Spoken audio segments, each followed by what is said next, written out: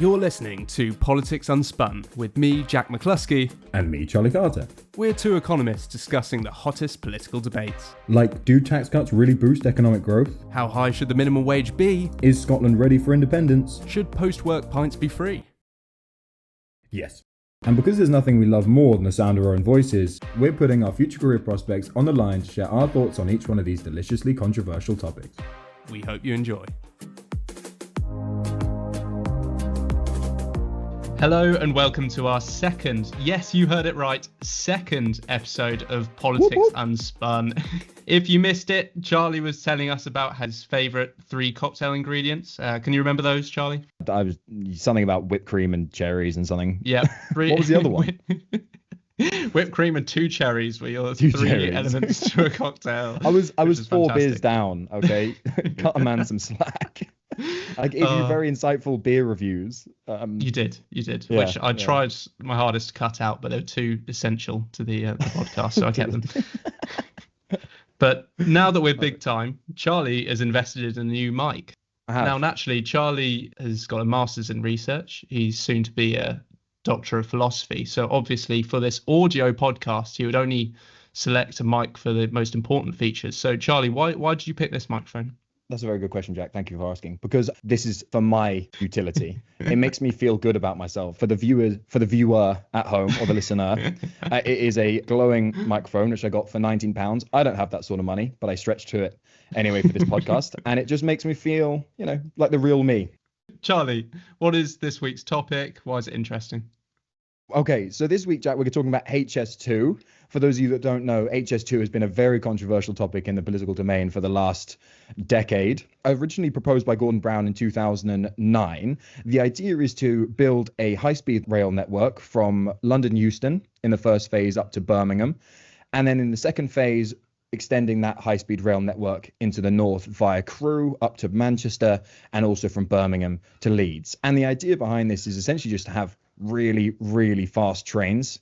That's the extent of my technical expertise. They're really fast trains, 250 miles an hour roughly. So almost as fast as the bullet train in Japan, and also very similar to the Spanish high-speed network. And currently it's under construction, and people hate it. So we're going to discuss it. Straight off the bat, Charlie, all I'm going to say is you've stolen all my facts. So thank you very much. I'm going to look very unintelligent now. Master of research, son. So obviously there's a lot of proposed economic benefits to this, Jack. What is your sort of opinion of what's the point, basically?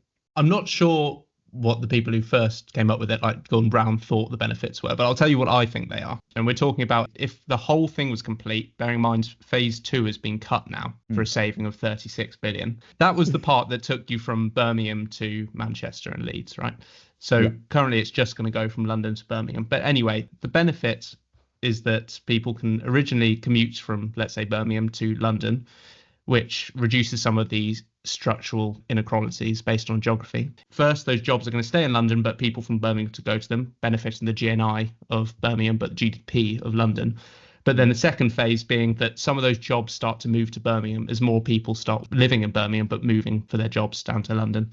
And then the third phase of that benefit, which is very much distributional, but it creates a almost capital of the north, well, Midlands if it's only going to Birmingham, but if it went to Manchester, I imagine sort of a capital of the north situation.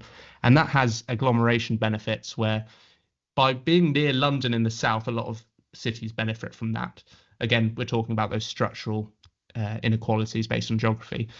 But if you've got a capital of the north and a hub almost where other economies like Leeds can link to the jobs markets there, the industry over there, there's a lot of benefits to that. So I see a lot of the pros are related to this distributional side, which cuts the inequality between the north and south. It's bridging both the physical and metaphorical north-south divide, which I think is very important, because just my last point is that the regional inequality, the north-south divide, is real, because the London GDP is only slightly smaller than the GDP of the northwest of England, Scotland, Wales, and Northern Ireland combined.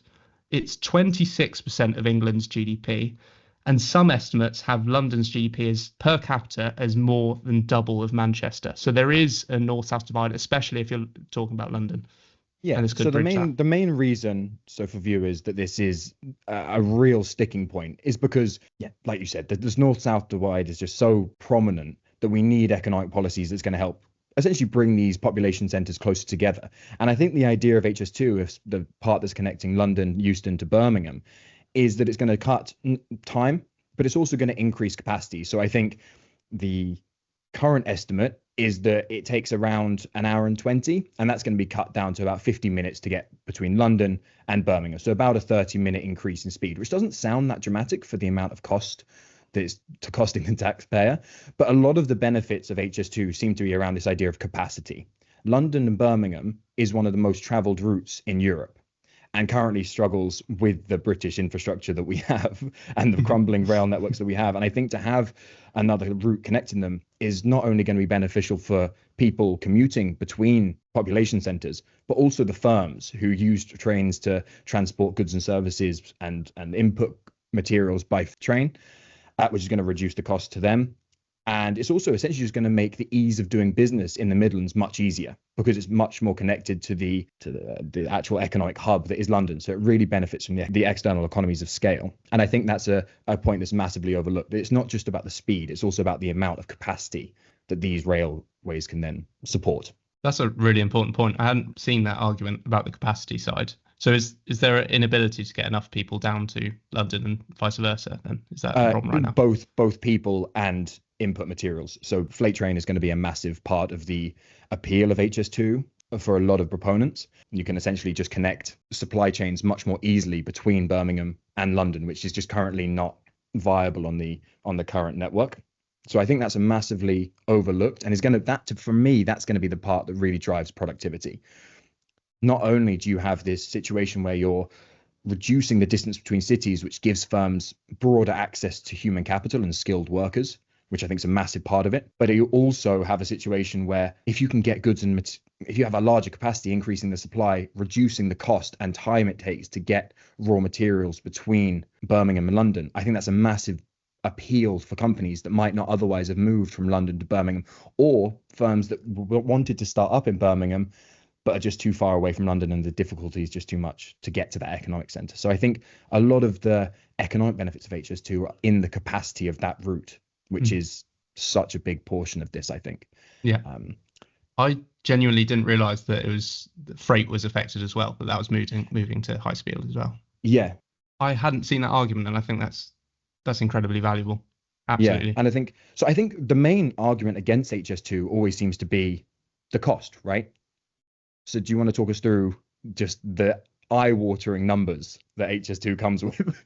It's just the eye-watering numbers associated with any British project, it seems. Just to jump in, I saw a Guardian article when I was researching this that said poor value for money is baked into public policy. I just thought it was a fantastic line. But I mean, the costs with HS2 are astronomical, right? It's crazy, and it's just how bad they've ballooned that seems to be the real sticking point. It was already a controversial topic. The line is very unforgiving because it's a high-speed line, so it has to go straight and it has to be flat. So it has to go through certain areas, whether there's a house in the way or not. So I believe they've had to purchase, it's almost £500 million worth of property, right? So already it was controversial for that.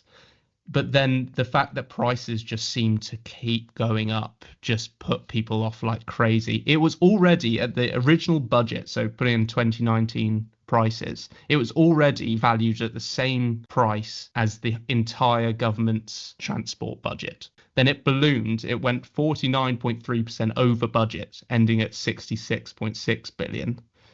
And they've ended up having to cancel, as I said, that second phase of the project for a saving of 36 billion because, again, it was so controversial. They were struggling to get that through. And unfortunately, that seems to have some of the best benefits, is that second phase, which is the bit from Birmingham to Manchester and Leeds. Connecting those two would have been infinitely valuable. We're talking a time saving for everyone.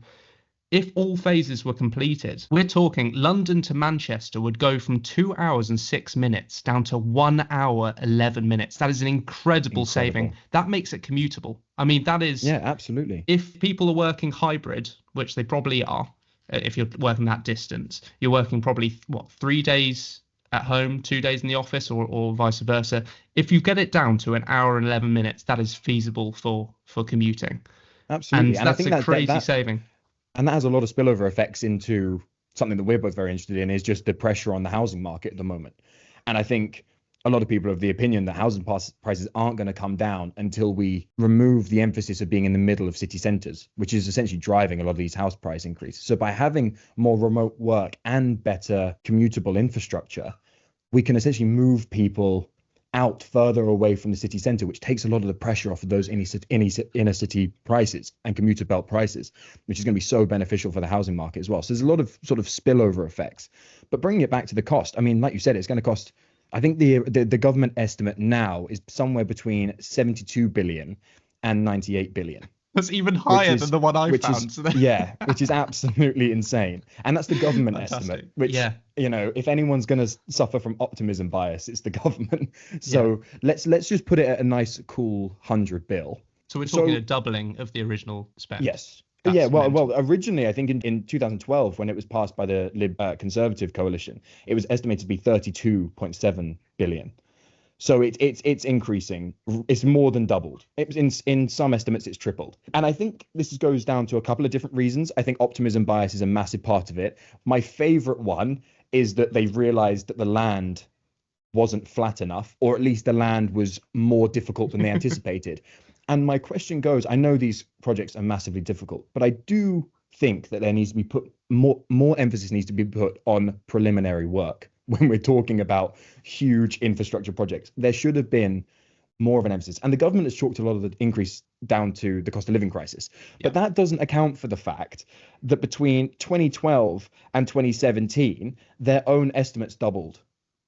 A time where there was record low inflation. So I don't think you can really chalk it up to that. No, but I agree. It just seems to be a lot of it was the preliminary work that wasn't done completely accurately.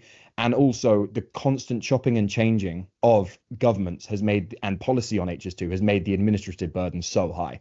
I think I saw one case that there was a study that was conducted for 100 million that was telling them how to reduce cost. I just think that's hilarious. And I just think the constant chopping and changing of this policy and the lack of stability in this policy has been more harmful than the actual policy itself. And I think that's a testament to just the last few years of political instability and how that translates into economic costs, right? Yeah. Just the constant chopping and changing. I think that's more important and a topic we should be talking about more than HS2. It's quite depressing for a government that, it's been the same government, but it's felt like a different government each time, isn't it? Because it's the chopping and changing so much. Yeah, there were difficulties. Like you said, they blamed a lot on the cost of living. So they said cement and steel costs increased a lot, apparently. But that was still only 10 billion, which doesn't account for the other, what we said, 60 billion again, increase. It doesn't account for the increase that happened between 2012 and 2015. Exactly. Yeah. And I understand that this sort of project is harder here. Obviously, it has to be a straight, flat route. That's difficult. The UK is dense. It's not like France where all we have to do is kick a cow out the way and then you can build a railway. You shouldn't talk about French people like that. Yeah. And then we've got, strict property rights, which means we've got to buy the land. I know that makes it complex, but still, it seems like UK construction really struggles, especially when it's done by the government. There was a study done that found that UK construction it was something like 2,400 projects, 3/4 rail projects went over budget. Yep. So not surprised this one did. I would love to see how much by, because this one has been extreme. A half are delivered late, so that's great, because this one's also late, bearing in mind the original plan. I'll have to try and find the stat here. Well, so in phase 1 was originally supposed to be completed in 2026, but now it's supposed to be 2029. And they're estimating that if phase 2 happens, it's not going to be done till 2041. 2041? So, yes. Yeah. You're joking. So the original project's been delayed 3 years. I don't know when they were expecting to finish phase 2, but I can imagine it was sooner than 2041. Yeah.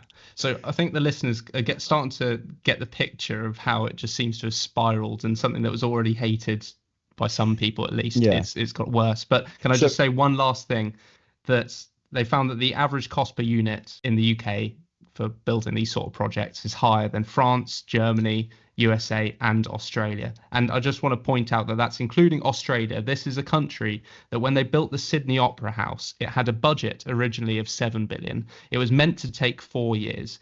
It actually cost 102 billion over 14 years. They added 10 years and 95 billion. Can I just say, pounds. you've just insulted my entire family because my granddad actually worked on the architecture of the Sydney Opera House. Sorry, so the I architect, take that as so a, he yeah, fully so is so at blame, he's yeah, so I am taking that as a personal insult. Yeah, I heard he drank a lot of tea and stuff, so maybe that was it. Maybe that was accounted for the cost difference. Tea, is that what they call Yeah. it over there? Yeah. Fosters. Yeah, exactly. Fosters. Yeah, and I think a lot of this has come down to the fact that because we're such a small country and the population centres, the cities are so close together, we haven't built a lot of technical expertise in high-speed rail, which does beg the question, why did we not talk more and consult with Japan and Spain, who are experts in this sort of high-speed rail? And it doesn't sound like, from what I've understood, that there's been much consultation with those countries who have done this at a very high level. And because we are such a small country, there's been very little, from what I've heard, there's very little emphasis on developing high-speed rail expertise, even though we do have very talented mechanical engineers. So that's very interesting. But so I don't think the cost is that much of an issue.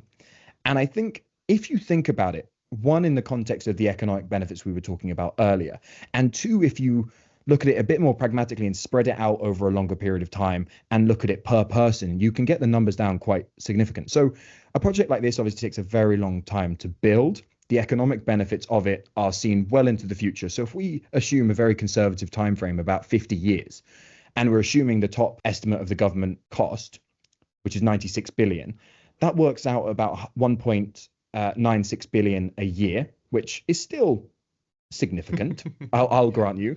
But if you divide that by the country's population, which I think is about 66 million, then that works out about £32 per head in the UK. And that's not even considering the economic benefits. I mean, if you were to assume, like a few of the estimates suggest, that HS2 adds £2.5 per pound of investment to the UK economy, that halves that to around £15. And I mean, it's less than a Netflix subscription. It's less than we're going to eventually end up charging for this because, we're greedy. So I think when you look at it in that perspective, the economic benefits and just the societal benefits that we could see from HS2, when you're considering that it's going to cost, assuming economic growth, about £15 per head per year for 50 years, I don't think that's an astronomical cost to ask to build one of the most advanced high-speed rail networks in the world. I just personally don't. And I think the economic benefits that we're going to see from this and the distributional effects we could see from this are so important, personally. I'm going to push back on 2 points, but I'm going to start. It's going to be like 2 stars and a wish, but reversed because we're more critical on this show. Yeah. So my star for you, Charlie, you can have a big sticker for this, is I do think there are strong distributional benefits to this. And they can't be underlooked because, as I said, the north-south divide is real, and that this would benefit that. By creating the capital of the north, definitely benefits our country. The 2 points I'm going to push back on is I don't like the breaking it down per person part. I'm scared that if each episode we keep doing that, we're going to end up with a long list of policies that all per person sound like not very much, and then they add up to a big figure. So I would push back on that a little bit, because this isn't just the average policy. This is a massive investment into public infrastructure that will last multiple generations and be essentially it's going to be the spine of UK infrastructure for decades. And it's also, what we haven't spoken about, is it's going to be part of infrastructure that allows the Northern Powerhouse Rail and other northern networks to connect off of it. A lot of that relies on HS2 happening. So I really don't think those points together I really don't think we can think about this as like any other project. So don't worry, we're not going to do this on every podcast, just dividing it per head. But I think when you're thinking about massive infrastructure projects, it does have to be considered. Then the other side, I understand now that you've said about the freight transport, that's a productivity benefit. But from other than that, I'm struggling to see how much it would improve productivity of the country. I see most of the benefits being distributional.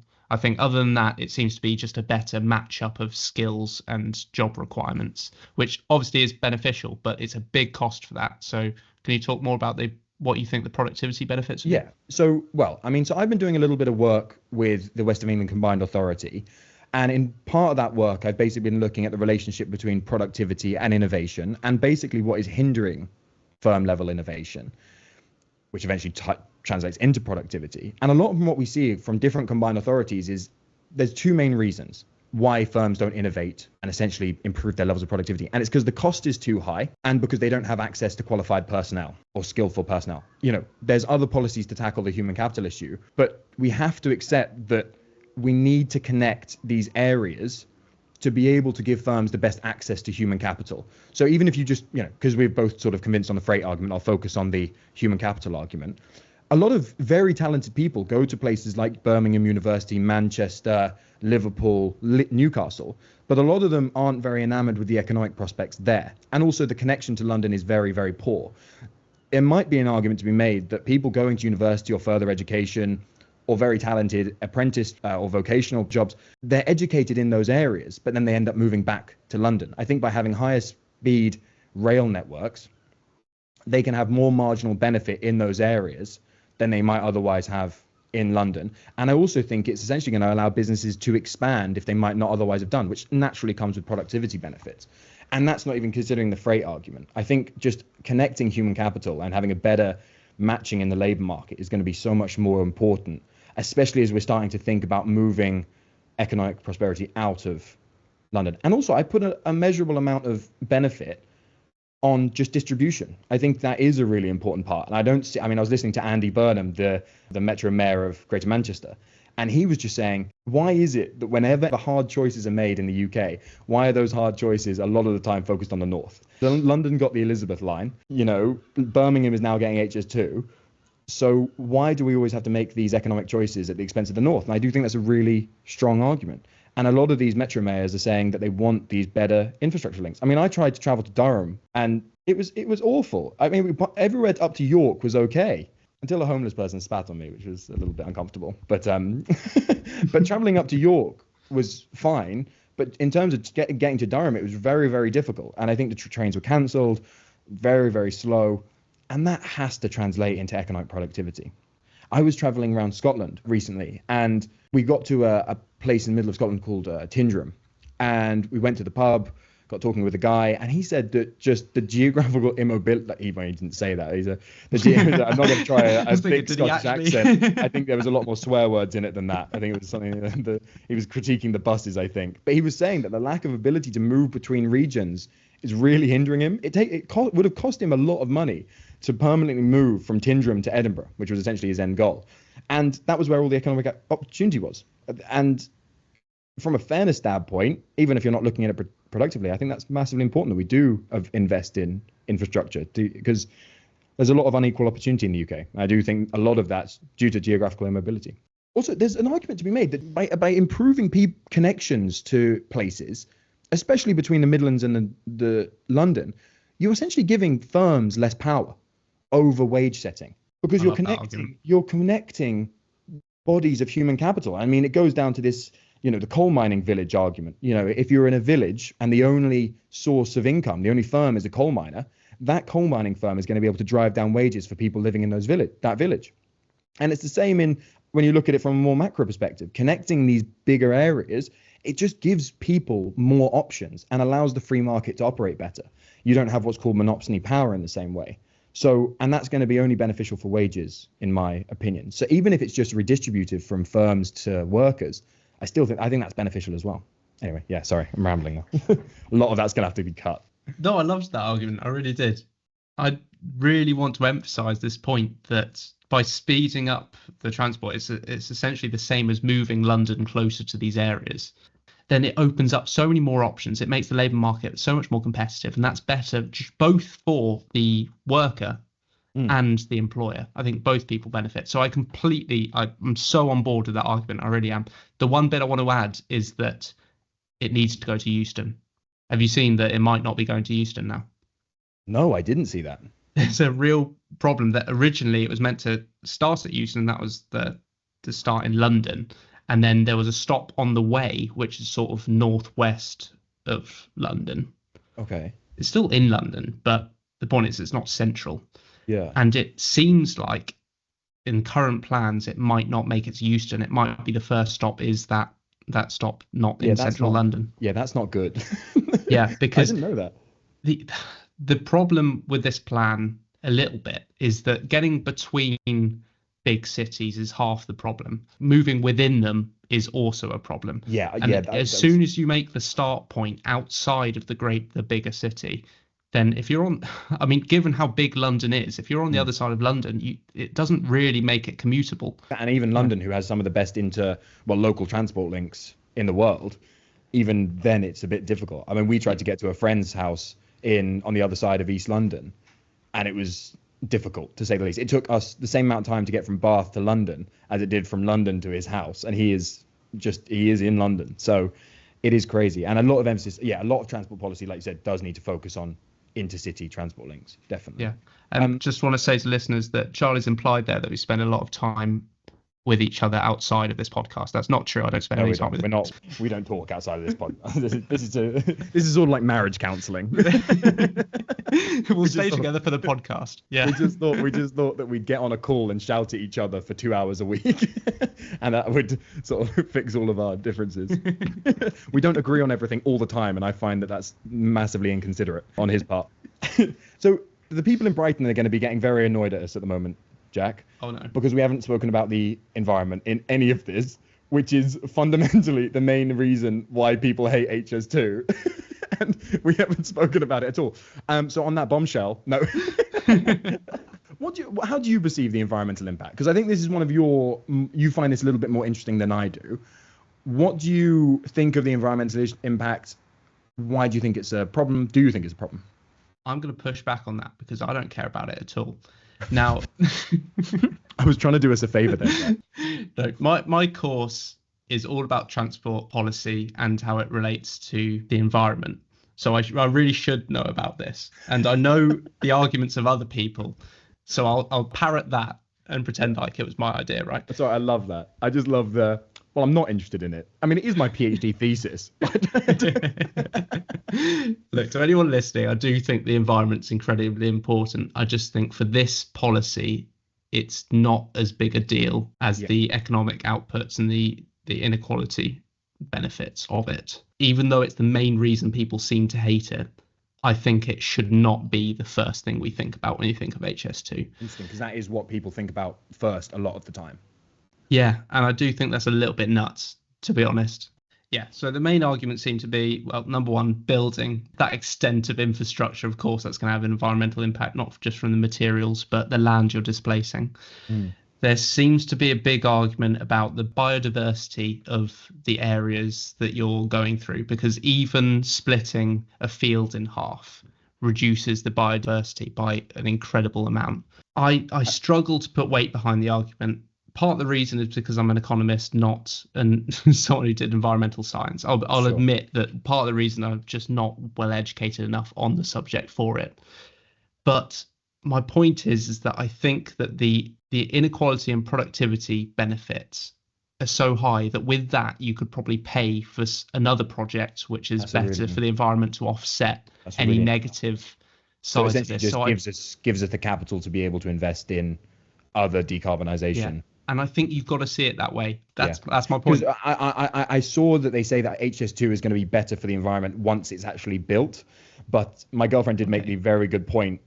How long is it going to take to offset all of the trucks, diggers, tunneling equipment to offset that carbon emission? And I actually don't know the answer to that. And I don't know exactly why HS2 is better for the environment. I imagine it's because it's completely electrified and it's not emitting any carbon, which is another issue in the train sector we probably could talk about at some point. But I don't want to do that.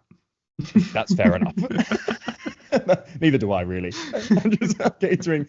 Yeah, Clive doesn't care about that. Clive is a reform voter. He doesn't believe that this is real anyway. Exactly. Clive thinks we're all living in a simulation. Yeah, I mean, we obviously just don't care about this issue. I mean, you're trying to make us care, and I appreciate that a lot. No, I just think it's something you've obviously got to consider when you're thinking about these issues. I just think because we're not particularly well educated on it, it's not one of our preferences. We obviously have a natural preference to look at distributional issues, economic output, the effect on things like wages and how it's just not something we're not educated on. But from what I've seen, a lot of the studies that I've read, does seem like HS2 is going to be beneficial for the environment once it's built. But like you said, I can't say if it actually offsets the cost of building it. I just think the benefit to people is too large to discount And I do think it's worth the cost of the environmental cost personally. Lovely. But that is, I recognize that's a preference thing, and that can be debated for sure. Is there anything more you want to add to that summary before I do mine? What's good for the beehive is good for the bee. What's some other communist propaganda I can say? If you're gonna make an omelet, you've got to break a few eggs. So yeah, that's my opinion. So move from Mao to Tony Stark. I love that. The hypercapitalist. Two of my political heroes. Yeah. Okay. Yeah. So for me, my summary would be that I absolutely see the distributional benefits of this. As I said before, I think the phase one, allowing people in the Midlands and the North to get jobs in London, great start. Then second, the jobs move to the Midlands and the North, and then the benefits from having those sort of capital in the North and Midlands, the agglomeration benefits of the cities around them. I think it bridges both the physical and metaphorical north-south divide. I think that's immensely valuable. I don't see as many productivity benefits. I think it's extremely expensive. I think the timing of it is a problem, given that there are other problems that we've got to face, especially with the NHS getting people back into work because of the waiting lists. I think there are immense productivity benefits from just getting people back to work. Maybe the money currently could be moved better towards that. I think in the long run, HS2 is a brilliant project. I do think that. I think it's the timing issue. When do I think it needs to be done? And I really think that a lot of the benefits come when that phase two is built. So I think phase one is great, but I think it's a little bit half-assed just to finish there. It needs to do phase two, and it definitely needs to go to Euston. Otherwise, getting to the place in the first place, it nullifies all the benefits. If you've got to get to the thing in the first place, you lose all. What did I say? It reduces the trip time from 2 hours 6 to 1 hour 11 from London to Manchester. That's incredible. But if it only goes to this place northwest of London, then I mean, it's ridiculous. So wrapping up, what did we agree on? We agreed that HS2 is a positive thing. We agreed that in weighing up the environmental costs and the actual costs, it does need to happen. I think we're just disagreeing on the productivity benefits and the timing. To say one thing for you, Charlie, because I want to congratulate you on a really good point. I didn't realise the capacity arguments. I think that's really valuable, and the fact that it frees up space on the freight lines. I think that's immensely valuable. So I want those to be key takeaways as well, because I personally didn't think of those. Okay. So thank you to our listener, Clive, for getting through this. Another episode. You really need to have some hobbies, mate. I mean, you are so lonely if this is what you're listening to. If the only thing you're doing is listening to us waffle on about meaningless stuff, then you really need to find someone or something, or we're just going to keep insulting to you until you stop. For now, it's been me and Charlie talking shit. Goodbye.